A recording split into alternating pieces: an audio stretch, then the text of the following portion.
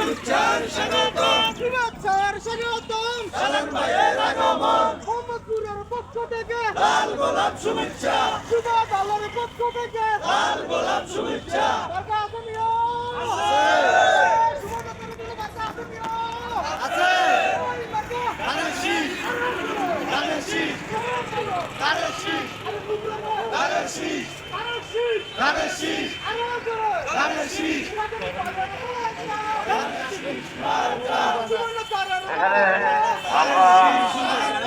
আমাদের সামনে আমাদের তাদেরকে দিতে আমাদের হুজুরদের জন্য তাদের জন্য জায়গা রাখতে হবে।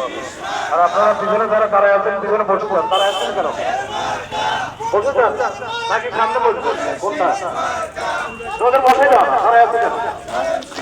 দেরি করা যাবে না, এই যে যারা তারা আছেন বসছেন, যদি দোয়া মাসিতে আসেন তাহলে সবাই বসতাম।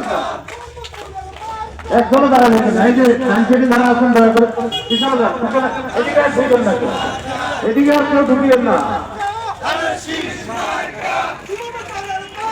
আমাদের তো বসে দেওয়া হয়েছে,